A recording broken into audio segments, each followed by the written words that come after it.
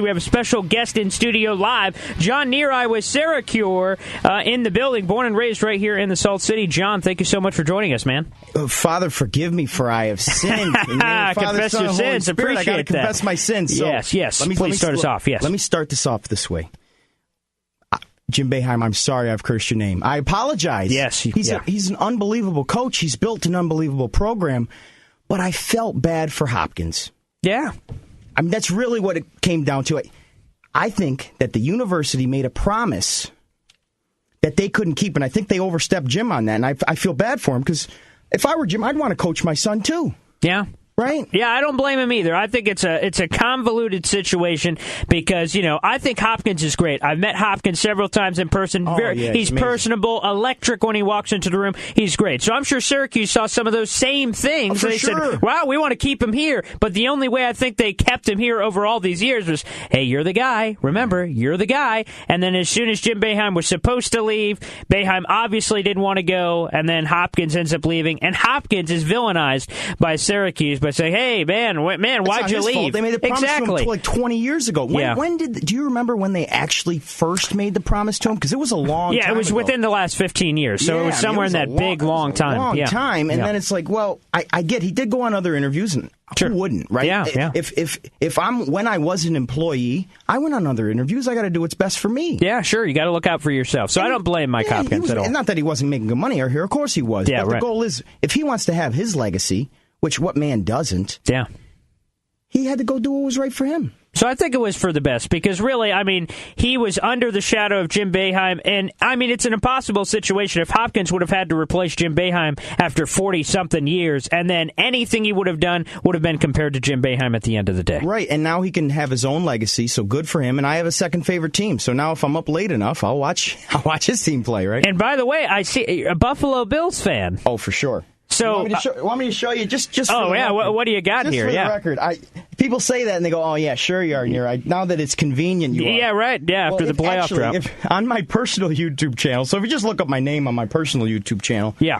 Just John Neary. And thank you for pronouncing my name right. Of course, yeah. There's a story behind that. We'll come back. Okay. Remind me so I don't forget. We'll do. Yeah, I'll put it on my notes here. So if you go on my personal YouTube channel, I had a video go semi-viral, locally viral. Yeah, sure. 10,000 views. Yeah, hey, that's pretty viral. Bad, right? Yeah. Well, it was my reaction to the Bills making the playoffs. So many people thought it was fake because I was playing music and celebrating on 4th and 12 when the Bengals were dropping back because it was like, I just haven't had an opportunity to be excited on the last week of the season. I'm playing music, which it got copyright claimed. It wasn't my music. But it was a ball, and it went semi-viral, and now I have a YouTube channel, a personal one. I stream every morning from 7 to 8 a.m. Wow. Eastern Standard Time. I got people all over the world that watch it. Now, not a lot. Don't get me wrong, not a lot. But I just went over 100 subscribers recently, and it gets me motivated for my day. So what do you talk about? Is it kind of like a daily vlog, a little Buffalo Bills, a little Syracuse action? What's going on? So honestly, I listen to, this might be a little radical. Have you ever heard of Michael Savage, Dr. Savage, Savage Nation? So I listen to Michael Savage in the morning, probably about 5:30. And it gets me motivated for the morning. And then what I do is I open my show with like a Mr. Rogers theme song, and I'm singing. Yeah. And it basically welcomes in the people. And I follow the comedian Owen Benjamin. Do you know Owen Benjamin? No. So he's from Oswego, and he went to Hollywood, made it big.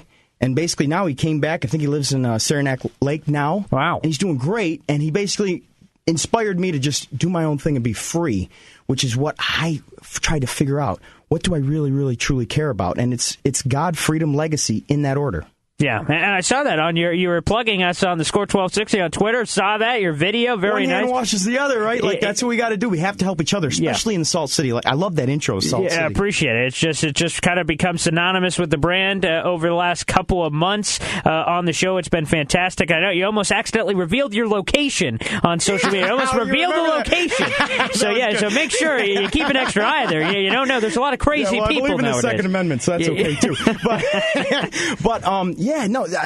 I think that it's so salt is so ingrained in us that don't we have like a salty fan base here? Oh, very much so. Very much so. Right. Yeah. Like when I think of Syracuse, personally, I actually think of football first.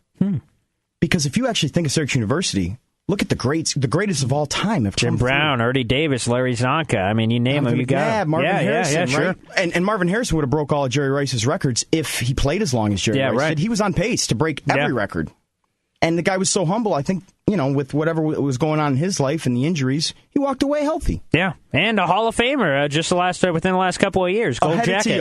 Ahead of T.O. Ah, man, that's still a little jab in me. I love T.O. I love my boy T.O. I like T.O. too. But obviously, because of what he did to teams by putting himself above the team, and I think he would admit that today, it tarnished his legacy, because the guy's ability was out of this world, and he's only second, I would think, in talent to Randy Moss. Yeah, I agree. And but Marvin Harrison never celebrated. He handed the football off to the ref. And the Barry Sanders formula, yeah. And you mentioned it there. You mentioned football to Syracuse. We've had a lot of discussion on this program. We had an XFL to Syracuse discussion on the show, a whole panel. Oh, yes. And the trending hashtag is XFL to Cuse. And Will Scott, we brought him in studio. He just made a hype video that's going pretty viral on social media right now. He's trying to get Vince McMahon to see Syracuse as a potential destination. Let me tell you this. Vince McMahon has already seen this. Yeah. I would almost guarantee you that, because anybody that's hungry, and he's always hungry. Yeah. They look at people that are hungry. That's what I try to do for my business, too. I try to find people that are hungry. I'll spend time with someone that's hungry without any money, because I know that hunger is what takes someone to the next level. And I loved that article. And what was his name again that wrote that? Will Scott was involved, yes. What a great idea is XFL, because this place, we love football. We're just so tarnished with how it's been over the last so many years. Yeah. But we still have a core fan base, and the fans that have season tickets, I'll shout out my buddy Kevin. Yeah. They really care. They get loud. They shake their keys. I'd rather them clap their hands. You can make no more noise clapping your hands than shaking your keys, but they make noise. Even if it's a few 20,000 that are there, they are loud. You brought up your business there, John, so why don't we mention it here. SyraCure, tell us what it's all about. What is the mission of SyraCure? So what I would ask is, if anyone that's interested in SyraCure, go to SyraCure.com, and it's that simple. And as long as you put it in the URL and not search it, not do a web search of it, because it will autocorrect to Syracuse. And the idea of that is, I'm from Syracuse, so I'm trying to put Syracuse on the map through my name, SyraCure, curing your business, curing your individual. The premise of the business is growth, protection, sustainability. And that's based in, if you only have one stream of income, it's really hard to grow. But before you do that, you have to protect yourself. And I have legal protection plans that are for everybody. So that's the one thing that I do plug, is I say, if there's anything you need, you may want extra growth, extra streams of income, but if there's anything you need, go on SyraCure.com, select protection, and find a plan that's good for you and your family. Because there's plans that start in New York State. There's plans that start at like $16. The reason I have a coat on and a golf shirt, I said I'm teeing off today, right? and this was part of it. But the second part was I'm fighting traffic tickets. Yeah. And they're not even traffic tickets; they're parking tickets. And it's just little bits of advice that I got earlier that are like, oh, that's great. And I have a set appointment that I'm going to downtown Syracuse, and I'm hoping that they just forgive me, because look, they can get the $30 out of me now, or they can get a lot more tax dollars from me later. Yeah, sure. That's right. And talk about kind of the convenience, because when I was looking at some of the information on SyraCure.com, that you can get your information texted to you within a limited amount of time. I mean, all of this in terms of the convenience factor for some of this unlimited legal advice. Talk to us about some of that. Yeah, I mean, I don't like to overpromise and underdeliver. So what I would say is if you'd like to get your will done, or you would like to form an LLC or an S Corp, there's ways to save money. Because anyone knows that if you have to sit down with an attorney, they can rightfully charge you $200, $300 an hour, and it's expensive. Well, what you could pay with me for a month would be an hour of them for the whole year, right? Wow. In a full year of fees with me, it would almost equate to even less than an hourly fee for an attorney. But for things that are over and above, so like forming an S Corp or an LLC, obviously there's going to be a fee to do that. There's processing paperwork. Sure. But it'll save you in the long run. But not enough about my business. Let's talk more sports. Let's have some fun. Hey, you brought up your name there, so let's bring it full circle. Let's talk about your name. Again, it looked to me to be Near-Eye, and then apparently that's not what everyone says. People mess up my last name all the time. Not far you, but Near-Eye. And here's the reason of how that comes about. Well, a lot of people ask me, are you related to so-and-so Neary or this Neary? And I am. But what my grandfather did when he started his businesses on the north side, obviously it's an Italian-based last name, and when he sold them all to enlist in the war. And when he was flat-footed in World War II, when he was flat-footed, they wouldn't accept him. So when he started his businesses all over again in the Valley, which is where I grew up, South Side, he said, look, I'm near-eye. He was trying to assimilate because being American first is what's important in this country. Let's stop with all the labels and names and everyone's painting everybody into boxes. We're American first. And I believe in that, and I don't believe that along a racial line. I believe that there's something in standing for the flag and believing in what is right, and that's where God, freedom, legacy comes from. Separation of church and state does not mean separation of God and state. We didn't want the church to be telling us what to do. That's all that comes from. Yeah. And God we trust is on our money. That's a good thing. That's a good thing. So, and I don't mean to talk religion. I'm not talking religion. I talk about God. Yeah. So, please continue. Yeah. We're speaking with John Neary from SyraCure right here live in the program. He fought through the blustery winter tundra out there to come in here, which is fantastic. We already have half the staff already leave due to the weather. Well, let me tell you, in the building. Can I shout out Rebecca? Sure. She's does wonderful. Such a fantastic job greeting people. She has a beautiful face. This company, I tell her, and she doesn't believe me. I go, in sales, you would crush it. Yeah. Because you know how to deliver on the customer service end. I mean, she's the first line of defense when you walk right through the door. She's right there, and she has to be it to sell everybody, the customer service, everything in between. She is absolutely phenomenal. So yes, Rebecca does deserve a huge shout out for everything that she's done for this company, and I love it. She's fantastic. She's so humble, so selfless. I really appreciate that. And you said that you were born and raised in the Salt City here in Syracuse, but we don't have any professional teams in the city of Syracuse. I'm so glad you went there. So we've had the XFL. We're talking about the XFL potentially bringing in some professional. We got the Chiefs here, but we don't have a professional team, and I feel like that is a clear void that's missing here. Sure. So my idea, and I think is what you're hinting towards, is if you look across upstate, there's a lot of history in basketball here. When people think of this town now, they think of basketball.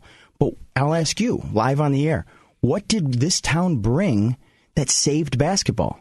Jim Boeheim, I think, is a big one That's there. Part of it, but what even more so than that? What saved the game of basketball in the early Syracuse Nationals days?